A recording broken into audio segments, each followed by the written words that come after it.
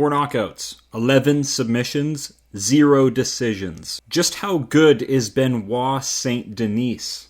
So is Benoit Saint Denis the prospect killer? Is his kryptonite just a simple crafty vet? He's a suffocating pressure fighter with a great wrestling base and powerful striking, but looks like he is stuck on half speed. He uses his elite judo, clinch control, and knockout power to remain competitive on the feet with anyone. Former soldier of the French Special Forces, Benoit Saint Denis is a fighter in tremendous physical shape and is great at forcing his opponents into pure strength tests. His fights are quite perplexing. He either shows up looking like a complete juggernaut who walks through whatever you got for him, or is beat within an inch of his life and leaves the cage completely disfigured. He's a wrecking ball, which is a very fun style to watch, but does still come with its pros and cons. I do consider him a well-rounded guy with great takedowns, submission arsenal, serious power, and a good gas tank. It just seems like he's so horny for the finish that sometimes he neglects basic fundamentals like footwork and head movement. I nearly die of cringe whenever he waltzes into the pocket with his hands at his waist. A fighter with zero finesse, but still plenty of ways to win. His Terminator style of just marching you down, ignoring whatever you have for him, just taking counters on the chin, only really works great when you're young. So I hope before he's too badly damaged or starts racking up injuries that he can actually climb the ranks and maybe even challenge for a title one day.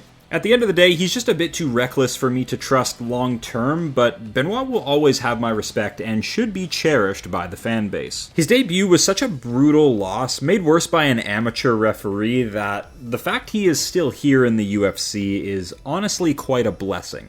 But he did just make Mauricio Ruffy look like Timu McGregor, so it's going to take a few solid months for me to get over that one and forgive Benoit for what he's done to my fighting nerds. He pulled up to the function, flipped the script on the fighting nerds, and took Mauricio Ruffy's plot armor in Paris, so I think it's time for a video out of respect. Let's do this. Benoit Saint Denis, a chaos creator who is very hard to stop once he's found his violent momentum. Strike accuracy 55%, strikes landed per minute is 5, strikes absorbed per minute is 4.1. BSD's pace and pressure is super problematic, but his strikes come one at a time and he is open to the counter. Takedown average 4.3, submission average 1.5. Benoit is a judo black belt from a very young age and is always non-stop shooting into his opponent, trying to trap them on the cage with pressure. Takedown accuracy 38%, strike defense 43%. This is bad. In a division with speed and power strikers, Benoit needs to be extra careful on the feet and move his head a bit better. He's been pulled into brawls in the past and caught clean on the chin on multiple occasions. Takedown defense 71%. Solid. Knockdown average of 0.7. Also solid. Like I said, power punches over combinations. And an average fight time of only 7 minutes, 35 seconds. Strengths, KO puncher, lead pipe kicks, power grappler. Benoit Saint Denis wins by closing off space and trapping his opponent on the cage. He is not afraid to go full retard and walk into the firing line. He prefers causing damage over control and is always on the hunt for submissions. In the early rounds, he wrestles hard, sticks to his opponents like glue, and makes it hell for them. Weaknesses, plodding footwork, simple strikes, no head movement. The French are going to hate me for this take, but BSD's striking style is pretty basic. He's not very fast and quite easy to read, but his pace and strength bail him out consistently. There is little to no finesse in his game. It's honestly quite slimy. He's beginning to understand range and space a bit better, but I would still recommend head movement for dummies.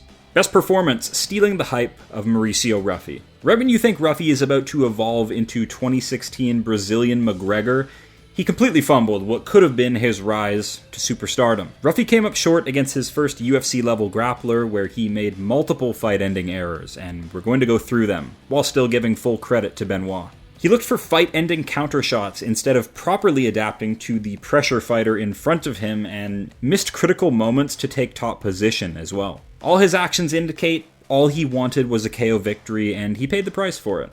BSD was way more experienced in the clinch with his body lock and strength-mogged Ruffy early in round 1. But in the scramble, BSD went for his signature subs and couldn't establish position or control. Ruffy should have taken top position immediately after reversing instead of calling BSD back to the center. His game relies on throwing big power and taking you down over and over. You need to get top position on a high-pace wrestler every time. Maybe Ruffy is too concerned with his type of win and only hunts for the KO, but we're at the point now in the career where you need better fight IQ than that. So Benoit gets back to business on the feet, throwing full power, which really put Ruffy on the retreat as he fled back in a straight line instead of intelligently circling. Benoit continues to pressure and shoot, found a nasty neck crank opportunity, and secured the damn thing. This gets full credit from me and showcases his much improved defensive habits and fight IQ. The fate of the fighting nerds now rests on Prates and Silva.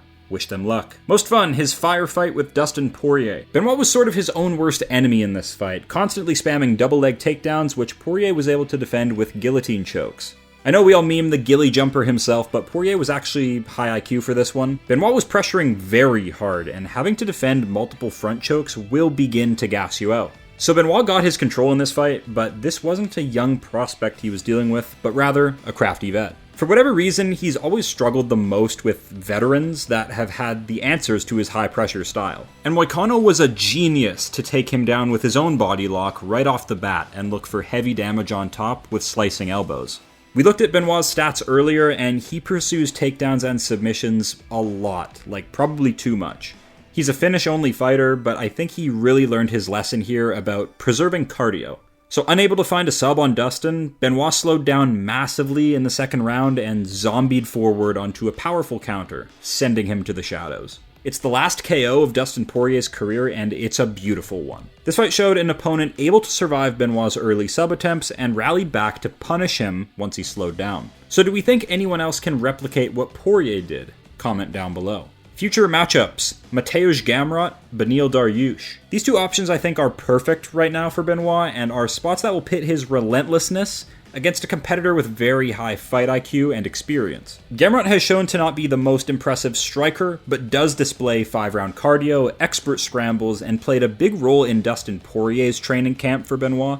It would be a fun fight where maybe their grappling would cancel out and we'd get to see them duke it out on the feet. But I'm afraid Gamrot has just fought steeper competition at this point and would probably out-crafty Benoit, maybe even gas him out or find a submission of his own. But I have a feeling these two will cross paths at some point. Beneil Dariush just seems like the next veteran to start slipping down these rankings. We saw him get badly knocked out by Arman. I think Benoit would be smart to take this fight. It's an older veteran who's taken damage and, while crafty, hasn't looked the best these days if we're being honest. But I think if Benoit can pull Dariush into a dirty fight with his powerful striking, he could even find a KO win over Dariush. Dariush is a great scrambler and made it tough for Gamrot even to establish any kind of control. He has great cardio. So I think Benoit Saint Denis should just maraud forward and try to hunt for a knockout in that spot and collect an easy win. But let me know what you think. Just seems like this one's probably going to come next. I think Gamrot's a bit too high up, so I expect a Beneil Dariush matchup. And I'd pick Benoit Saint Denis to win. He should come in and just try to bomb away on Dariush, not even test out the grappling. I like the next generation of lightweight prospects. We have Benoit Saint Denis, Fares Ziam, Nazim Sadikov, world's most attractive man, Maitaibek Oralbai. Like, correct me if I'm wrong, but aren't these names just going to chew up the Dariushes, the Moicanos, even the Oliveras? All these older lightweights are on their way out. Look at the next generation. Names outside the top 15 or at the bottom of the top 15, I can see going far. And Benoit's one of them. He is very credentialed in grappling with a judo and Brazilian jiu-jitsu background, so anything goes with his style. It's kill or be killed. Yes, Mauricio Ruffy may have made some mistakes in that fight, but Benoit Saint Denis is legit. I think he has a style where you have to finish him before he finishes you. Pause. So please, drop in the comments below how you're coping with Mauricio Ruffy's loss. Please pay your respects. And as always, thank you guys for watching. Drop your favorite Benoit Saint Denis moment down below. MMA makes no fucking sense, but I'm out here trying to put it all together. Until next time.